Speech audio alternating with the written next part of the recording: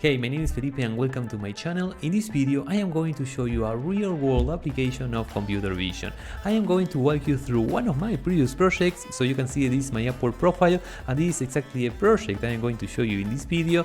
This is in the niche of document recognition, and in this video I am going to show you exactly what I was paid to do in this project and the step-by-step guide of how to build a very robust solution for a project like this. When you are working on a real-life project, there are many different things to consider, and one of them, and maybe the most important one, is the project's budget, because you want to deliver a super robust solution for your client, but you always want to meet the budget you were assigned for that project. So this video is going to be a very good example of how to approach a real-life project in computer vision and how to come up with an awesome solution, a very robust solution, meeting the budget you were assigned for that project. So let's get started. So in today's tutorial we are going to solve a real-world application of computer vision. Remember, this is one of my previous projects as a freelancer, so this is definitely a real problem. This is a problem which was valuable enough for a company to hire a freelancer in order to get a solution, right? This is a real computer vision problem. This comes from the real world. And this this project is in the niche of document classification, and this is exactly what we will be doing today. We are going to take images, we are going to take documents which look exactly like this. We are going to take documents which are something like an invoice, right? They have the structure of an invoice, and the idea is that we are going to classify each one of these invoices into a different category, and this category will be the company that had issued the invoice. So for example, this invoice would have been classified as BMW. This other invoice will be classified as NASA because this is the company that issued this invoice, and so on. This one would be classified as Lacoste, this one as Lamborghini, this one as Skype, and you get the idea. And you can also tell that this is completely and 100% fake data. These are not real invoices. These are just some fake data, some dummy examples I have created in order to work on today's tutorial, in order to test the algorithm which we are going to build in today's tutorial. But this data is pretty much looks pretty much as the real data which we will use in a project like this. So this is the data we are going to use, and obviously there are many different solutions which we could test in order to solve this problem. There are many ways we can do it. We could do it like we could use something like an image classifier, we could do something like an object detector, we could do a text detector or a text classifier, and so on. The possibilities are endless. I mean, we could do many different things. We could use many different technologies. We could use YOLO, Detectron, we could use scikit-learn, we could use random forest, we could use absolutely any machine learning technology you can think of. So we have many different ways to solve this problem. How do we choose one of these ways in order to build our solution, in order to deliver our solution to the client? And basically, when you are working as a freelancer, you definitely want to solve this problem. Definitely you want to deliver like a very robust solution, definitely, that's for sure, but you also want to do it using as few resources as possible. You want to build a very inexpensive solution. You want to decide for the least expensive of all the different solutions, because remember that you are going to be hired to solve a problem, but you are going to work with a given budget. In this case, I was paid $800 to build this solution. This is 20 hours. So obviously, I want to build the least expensive of all the different solutions. The most robust one, obviously, that's not we cannot compromise in the robustness of our solution. We will definitely solve this problem we were hired to solve, but we want to do it using as few resources as possible. We want to do it using as few hours as possible, or as few whatever we use as possible. So in this tutorial, I'm going to show you a solution which I think it's a very robust solution, and it's definitely something we can do with the resources we have available. It's definitely something we can do in a short amount of time. So That's also something that's going to be super valuable from today's tutorial. From all the different solutions we have available, we are going to choose one of them, which is very robust, is a very good solution, but this is something we can build in only a few hours. I'm going to show you a solution which is a very robust solution, but it's based on the assumption that for each one of these invoices there will always be a logo, the logo of the company that issued the invoice. For example, in this case, you can see we have the logo of BMW, so we will classify this invoice as BMW. In this case, we also have the logo of NASA, so we will classify this invoice as NASA, and so on. Now we have the logo of Lacoste, the logo of Lamborghini, the logo of Skype, and so on. So that's the assumption we are going to do. We will assume that each invoice we will receive follows the same structure in terms that it will always contain the logo of the company that had issued that invoice, and it will only contain that logo. It will not contain more than one logo, and there will be no any case of empty invoices with absolutely no logo on them, right? So this will be our assumption, and it will be a very reasonable assumption. If you are familiar with invoices, how invoices look like, you would know that that's pretty much the way they look like. They always contain the logo of the company that had issued that invoice. And yeah, so that's basically an assumption we will assume in order to work on today's tutorial. And the solution I'm going to show you, it's based on object detection. And once we have detected exactly the logo of this invoice, the only thing we need to do is to classify this logo into one of 4 different categories. In this case, Lamborghini, in this case, Lacoste, NASA, and so on. And we could do it in a 2-steps process. We could build an object detector first and then an image classifier, right? We could build an object detector to detect like a very generic class of logo, like something abstract, and then we will classify this detection into different categories. Or we could do everything at once using something like a multi-class object detector. And this is exactly what we are going to do. We are going to solve the object detection and the classification in exactly the same step using YOLO. We are going to use YOLO, we are going to use YOLO v3. And if you ask me why we are using YOLO v3 and we are not using like a more recent version of YOLO, I will say that if it's not broken, don't fix it. I will say that YOLO v3 works well. I have used it in many projects. I have been using it for a while, and it's going to work just fine in this project. So in this particular case, there's not absolutely any need whatsoever of using a more recent algorithm. We are just going to use YOLO v3. And another quick note is that although this is what we are going to be doing in today's tutorial, this is how we are going to solve this problem now, when I worked in this project, the way I approached the solution of this project was based on feature extraction and template matching, because I was very aware of the budget I had, and I had to deliver something which was robust but very fit to this budget.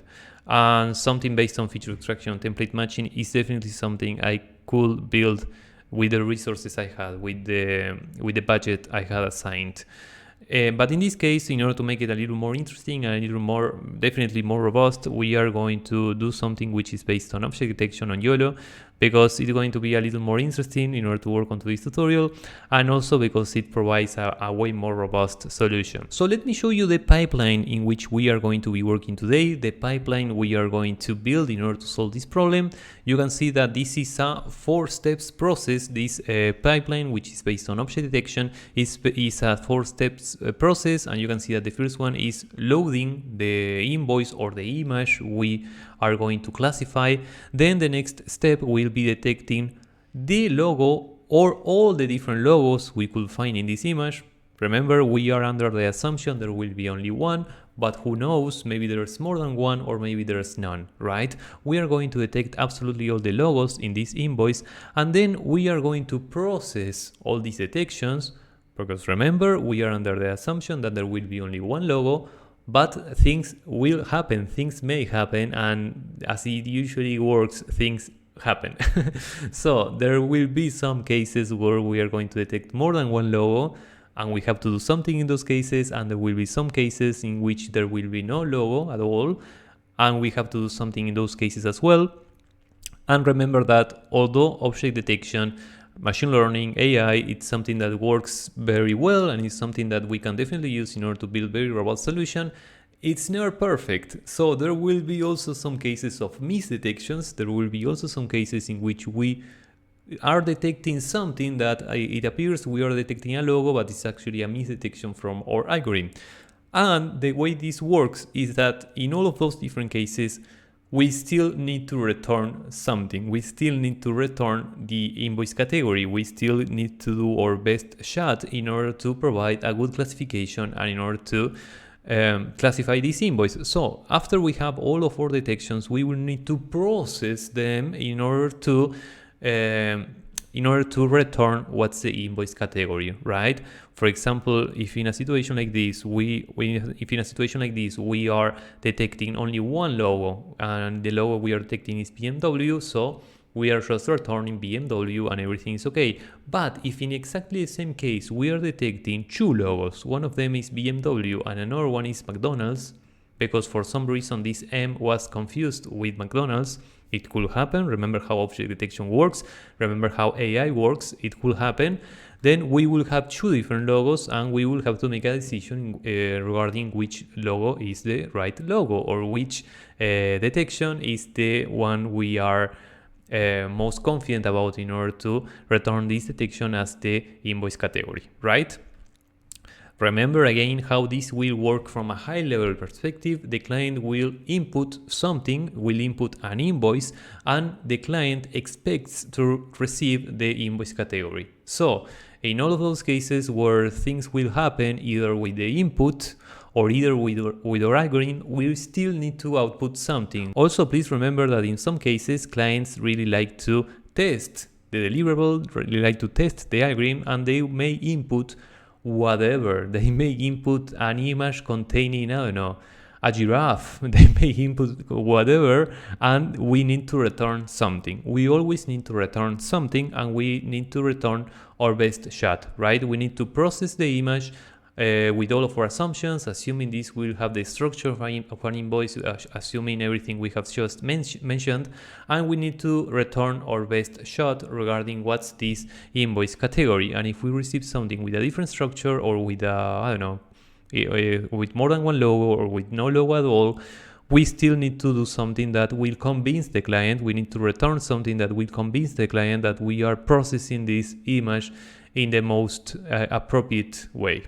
So this is something that's very important, and this is exactly the pipeline in which we are going to be working in this tutorial. And now let's continue working on this project, and we know exactly what's the pipeline of the solution we will be building today.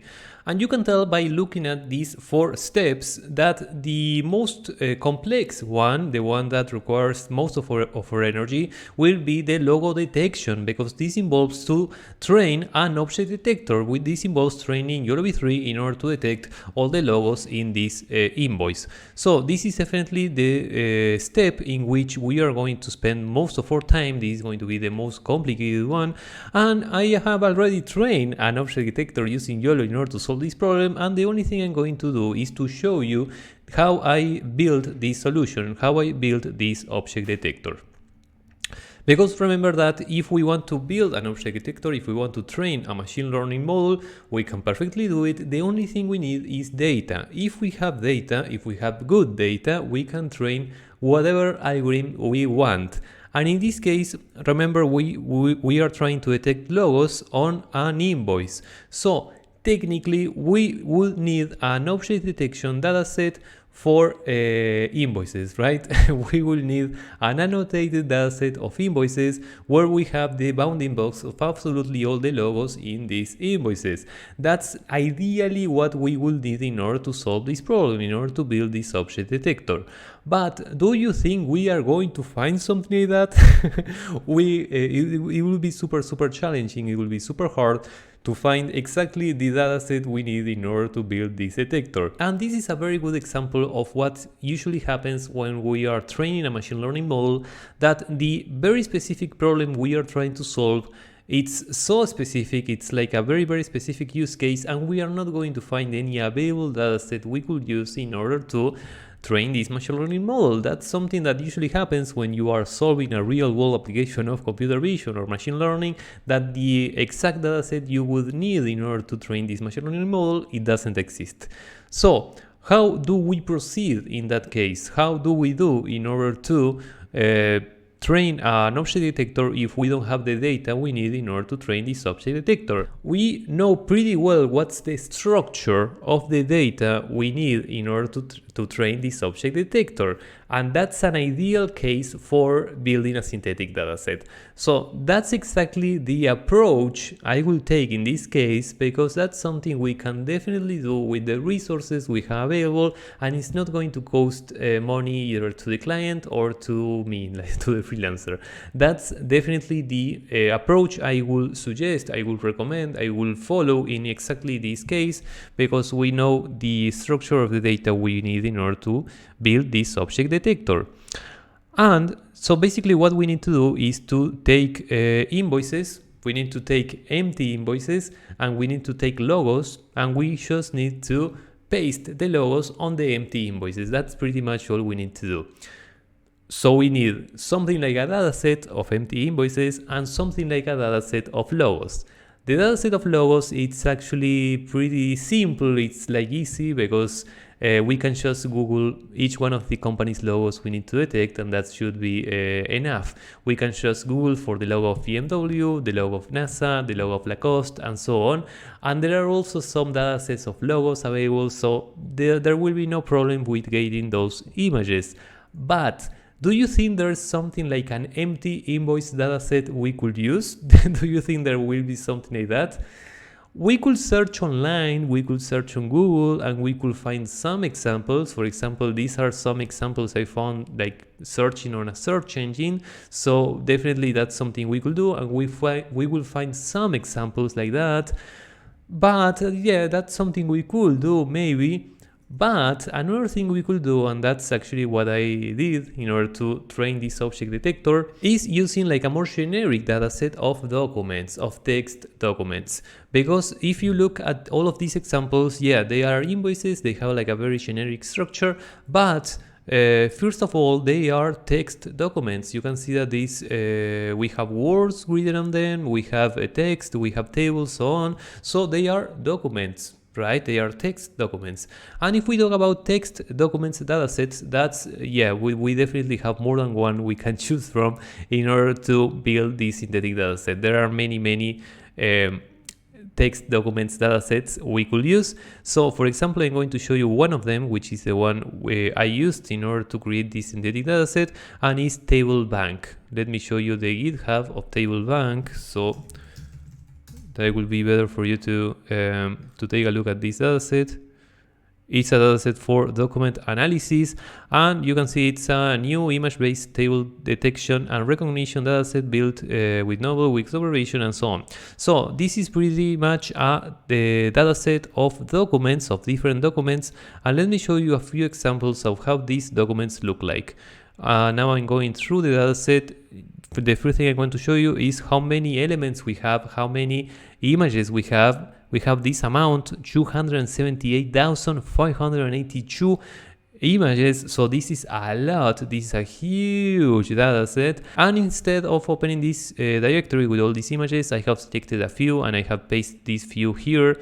This will be much less resource consuming for my computer, so this will be better for me to show you.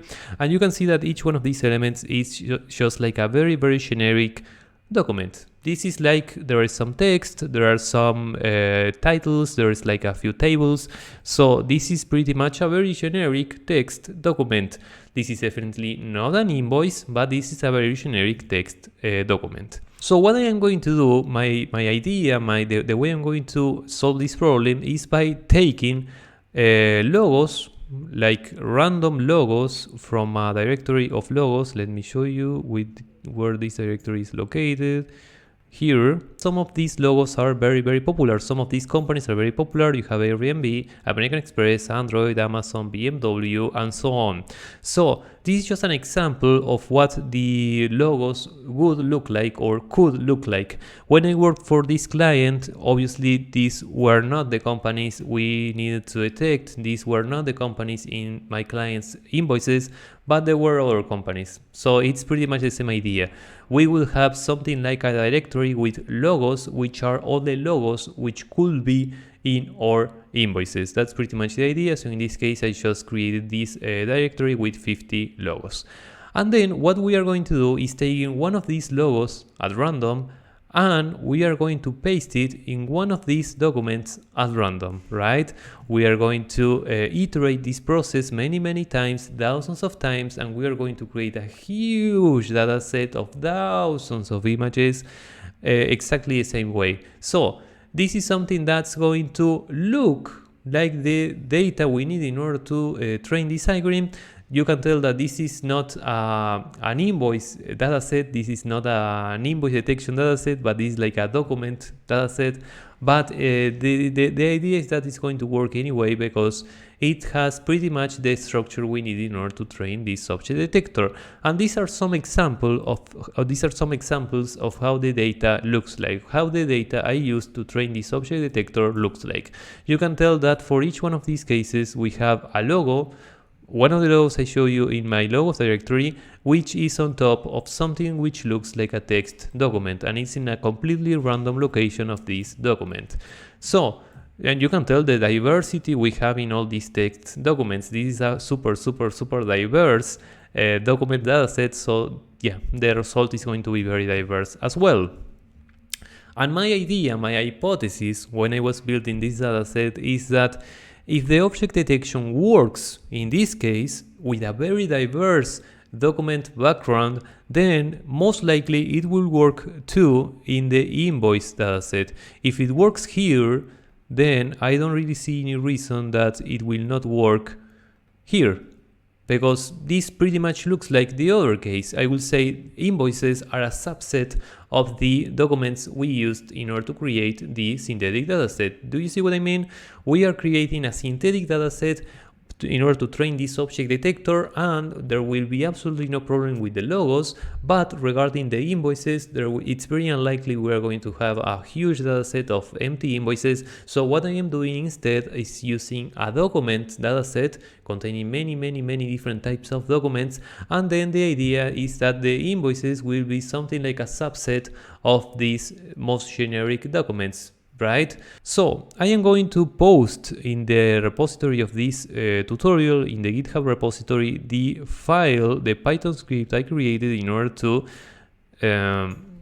create this synthetic dataset. I am going to make this 100% available, so you can do it as well. And for now, let's continue. So this is the dataset I have created, and I trained an object detector based on YOLO v3 in order to detect the logos in this dataset. The model is already trained, so let me show you. This is where the model is located. We have the weights, and then we have the names of all the different categories we are detecting. So this is something that's already trained, it's ready, and we can just use it. And if you want to know the details of how I trained this model, I invite you to watch another video, other of my previous videos, which is exactly this same process. In that video, I used a synthetic dataset in order to train YOLO v3 on the cloud. So I am going to post a link to that video somewhere in this video, so you can just go ahead and watch it if you want to know exactly how I trained YOLO v3 on a custom dataset on the cloud. So now let's continue following all the different steps in this pipeline. And let me show you the requirements for this GitHub project. This is a requirements file which is completely available in the GitHub repository of this video. And also let me show you an util file we are going to use, and that it contains a couple of functions which will be super useful in order to go ahead and work on today's pipeline, on today's tutorial. So this is a file we are definitely going to use later on, and for now let's just start working on the different steps of our pipeline. So Let's make this work on an individual image, and then what I'm going to do at the end is just iterating in all the directory containing many different images. So I'm going to say something like test image path will be I'm going to data, test data, and I'm just going to select one of them. So it will be something like test1.png. Okay, then I am going to do something like image cv2 in read test image path, and I will import cv2, and that's pretty much all. So we have completed the first step in this pipeline. This was a very straightforward process. The only thing we're doing is defining an image location, and then we are just reading this image using cv2 in read. Now it's time to detect all the logos in this image, absolutely all the logos in this image. So what I'm going to do now is to import a couple of functions in my utils file. From util import, and let's see exactly what's the name of the functions we need to import: get YOLO detector and also detect object. Okay, get YOLO detector and detect object. Perfect. So let's use the first one, and in order to make this work, I need to define the model weights, and that's going to be pretty much all. So I'm going to say something like detector is this, and then model weights, where we need to specify models, logo detection, and then logo detector .h5. Okay, and another thing I'm going to do is to load the class names is in the same directory, and it's called class names. Something like this. Okay, and then another thing I'm going to do is to create a, I'm going to open this file, I'm going to read it with open class names, let's say class names path. I'm going to read it like this, as if I'm going to create a variable which is called class names, and this is pretty much all the names, all the categories which are in the class.names file.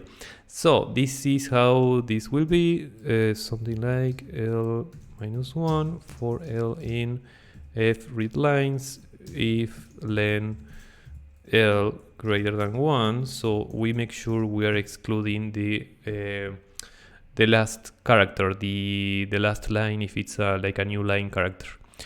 So that's pretty much all. We have this object. I'm just going to close this file, and that's pretty much all. So this is going to be super useful, and now we can just continue. We have the detector, we have defined the model weights, and what we need to do now is to call detect object. We need to input the YOLO detector, and then the image we need to detect, which is called image, and these are our detections, right? So let's go one step at a time, and now let's print detections, and let's see how it looks like. I am going to execute main, and let's see what happens. You can see that we are getting a huge output, which is this is regarding the YOLO detector we are using. It's based on TensorFlow, so this is like a huge output which comes from calling this detector. It's telling us a lot of warnings, a lot of different things. Okay, so you can tell that we are getting something that it looks like a detection. It looks like it could be okay. This looks like a bounding box. This looks like the class we are detecting, and this looks like a confidence value, right? It's like a 99.9% accuracy, 99% confidence value. So the way we are going to do it is we are going to iterate for detection in detections, and this is what I'm going to do. I'm going to call this is x1, y1, x2, y2, class ID, and then confidence score, and this is detection, right? So the only thing we're doing is unwrapping all these values for absolutely all the detections we found. In this case, only one, but eventually there could be more than one. And that's pretty much all. And in order to show you exactly how this looks like, what I'm going to do is to draw a rectangle around this detection, around this object, and let's see what happens. So this will be image, then something like x1, y1, then x2, y2, and then the color of the rectangle, and then the thickness of this rectangle, let's say it's 5. That's pretty much all. Now let's plot it. Im show, this will be something like image, and this is image, and let's just wait forever. And let's see what happens. Let's see exactly what's the object we are detecting. But another thing I'm going to do is, I don't really want to see this huge output every time I execute this script. So what I'm going to do is to add a few lines which are going to make all this huge output to disappear. I'm going to paste these 2 lines. I'm going to paste it here. Sorry, I'm going to paste it here. And that's pretty much all. So the only thing we're doing here is just telling our environment, telling Python, telling I don't know whom, but we are telling that we don't really want to see all this huge output from TensorFlow, because this is mostly related to very unnecessary information we don't really need to read right now. So it's, yeah, we're just going to suppress it, and that's all.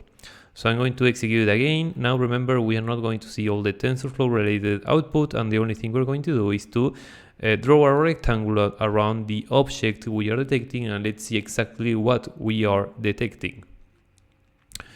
We just have to wait a couple of seconds, and that's pretty much all. And you can see that we are detecting exactly where the logo is located. So everything seems to be okay. And please notice that we have built this very accurate object detector with the dataset I show you.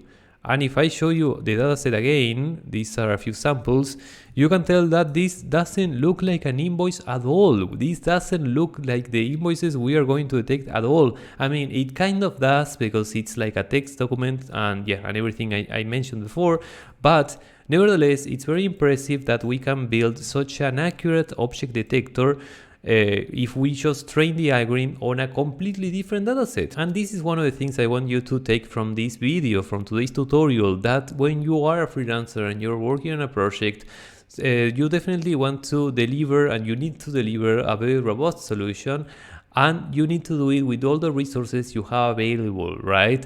And in this case, we needed to build an object detection dataset, but we didn't really have the data in order to build this dataset, and this is the way we did it with the resources we have available, and it worked very, very, very well, right? This is one of the things I want you to take from this video, that sometimes when you're a freelancer and you are working with a very constrained budget, you have to be creative and you have to come up with a very good solution with the resources you have available, and you need to solve the problem, but with the resources and with the budget you have available. So this is one of the most important things I want you to take from this video, because this is something that's very important when you are solving a real world problem. So let's continue. And you can see how well we have solved this problem, how well we have detected this logo. And what I'm going to do now that we can see that we can definitely solve it, I am going to move to the next step, which is process all of our detections. In this case, it will be super easy because there's only one, but let's build some logic in case there's more than one, or in case something happen. So what I'm going to do is I'm just going to delete all of these because we don't need it anymore, and I'm going to create another object, which is something like let's call this object detections underscore, and the other object will be only detections. This will be a dictionary, and what I'm going to do is create another key, which will be something like No, maybe we can make this a list. Yeah, this we can make it a list. And under this list, we are going to append a dictionary with two keys. One of them will be category, and this is the name of the company which we have detected in this invoice, and the other key will be score, and this is the confidence value with which we have made this detection, with which we have detected this object. So the score will be confidence score, right? And the category will be class names. This is why we have created this object, class names, and then class ID, right? And that's pretty much all. This is the object, this is the list which we are going to process in the next step. And please notice, we don't really care where the bounding box is located. Please notice, I am not going to use the bounding box in the next step. Because remember, we are building an invoice classifier. We are going to receive something like this, and we need to output the category of this object, of this invoice. So we are using an object detector, but we don't really care where we have detected the logo. That's very important. We only care the confidence value and the category, exactly which logo we have detected. And in order to make it more clear that we are not going to use this information, I'm just going to do something like this. Right? We are not going to mind the bounding box. So this is also a little counterintuitive because we are training an object detector, we are using an object detector, and we are not using the bounding box information, which is like the most valuable thing of an object detector. But that's the way it works in the solution we are building. So now we are going to process the detections, and what I am going to do is to create a function. I think it's going to be the best way to do it, which is called process detections. This function will receive this list. So we'll receive something like this, detections. And now we're going to process this function. The first thing we're going to do, the first situation we are going to consider is what happens if detections is empty, right? Because it could perfectly happen that we have not detected absolutely any logo. That's a situation that it could perfectly happen, and in this case we are going to return unknown. And this is a reserved word. This is a word we will use in order to tell the user, in order to tell whoever is consuming this process that we have absolutely no idea what the category for this invoice. Because if our object detector is not able to find the logo of this invoice, then yeah, that's the best we can do. Okay, in this case, unknown. We definitely need to deliver something. We definitely need to return something in this situation. So this is what we are going to do. Then in another case, if we have detected at least one detection, let's say something like this: if len detections is exactly one, and something like detections, the first element, which will be the only element, right? If we have detected only one, in this case, score 0.8, right? If we have detected only one logo, so far so good, but we have detected this logo with a very low accuracy, with something that's lower than 80%, then we are going to say the same. You know what? We have absolutely no idea what's the category of this invoice.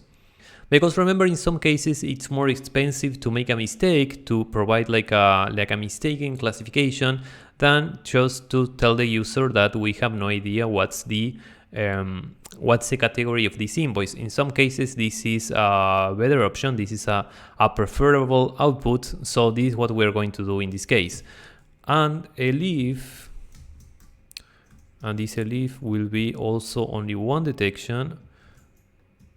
And the let's say in any other case, if we have only one detection, we will return the detections 0 and then category, right? which is the category we have detected in this logo. So far so good. And this will be, most likely this will be our most frequent case, right? We are going to detect only one logo and we're going to detect it with a very high accuracy. Let's say this is 60%, not 80, because maybe we want to be like a little more relaxed. But yeah, nevertheless, this is definitely what we want to do. And if we detect more than one, if len detections is greater than 1, and I'm going to define a new object, which is something like this. If len of detections j, or maybe I can say something only j for j in detections if j score greater than greater than 0.6. So if there is more than one detection that's greater than 60%, which we have detected with a confidence value greater than 60%, then if the length of this object is greater than 1, then we will also return unknown, right? And in any other case else, what I am going to do in any other case, it means we have detected that there's only one detection with a confidence value greater than 60%.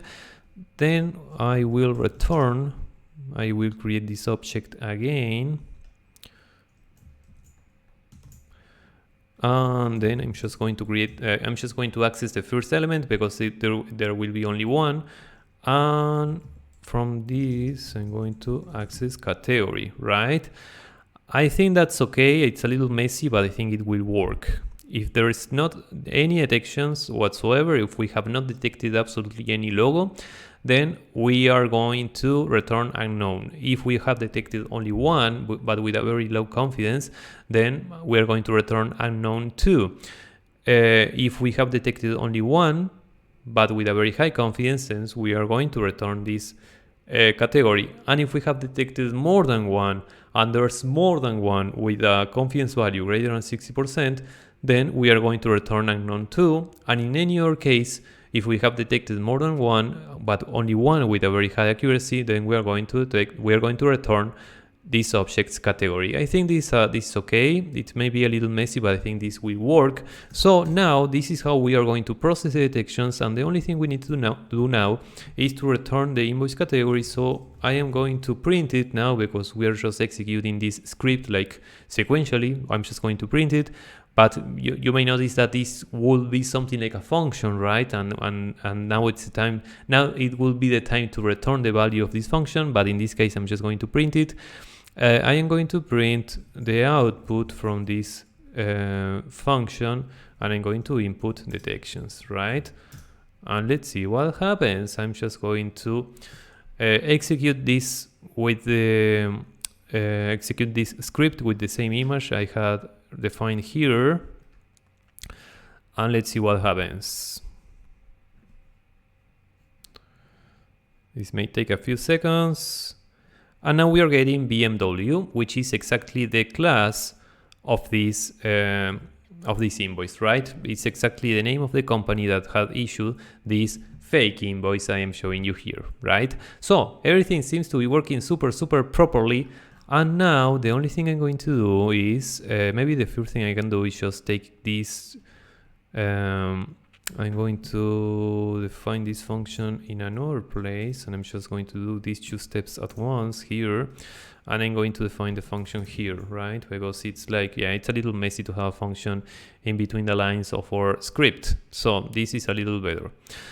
And now the only thing I'm going to do is to iterate for, I'm going to define the test image directory, and this is exactly this directory.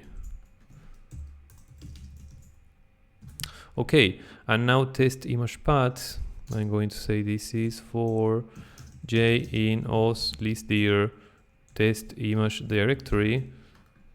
So I will just call this test image path. I think it's going to be the best. And now I will say something like test image path. It's os path join. Maybe I can say test image path underscore. And this is test image dir and test image path. Yeah, that's going to work. And now I will just do something like this. And let's see what happens in each one of these cases. So I am going to print test image path and the name of the category we have detected in this invoice. Let's see what happens. Okay, so now let's do it a little larger. I am going to make this larger and I'm going to open this. Okay, so this is always on top, so this is perfect. And now I am going one by one for each one of our detections, and let's see what happened. In the first case, we have BMW, which is exactly the category for this invoice, so everything seems to be okay. This is an invoice from NASA, and you can see that we are classifying exactly NASA, so everything seems to be okay as well. Then the third test image is Lacoste, and we are classifying Lacoste, so everything seems to be okay as well. In this case, this is a Lamborghini logo, and we are classifying Lamborghini, so everything seems to be okay as well. And in the last example, this is from Skype, and that's exactly what we are classifying.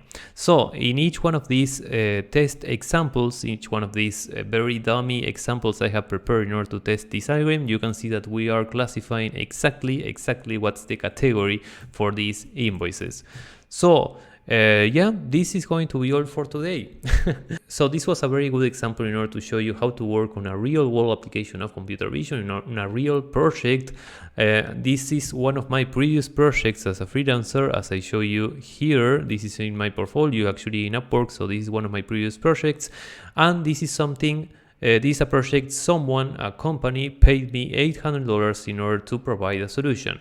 And also remember that the solution we have built into this tutorial is a little more robust. It's a little of a better solution than the one I delivered for that previous project.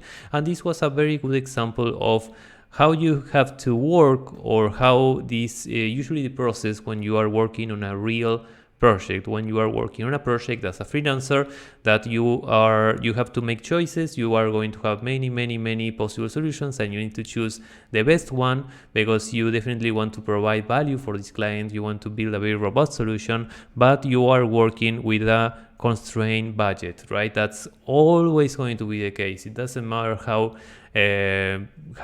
big of this budget, it doesn't matter if it's a huge budget, it will be constrained anyway, right?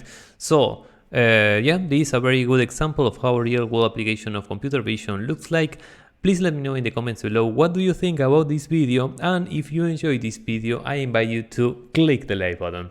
So my name is Felipe, I'm a computer vision developer, and in this channel I make tutorials, coding tutorials, which are exactly like this one, and I also share my experience and my resources as a computer vision developer. So if these are the type of videos you're into, I invite you to subscribe to my channel.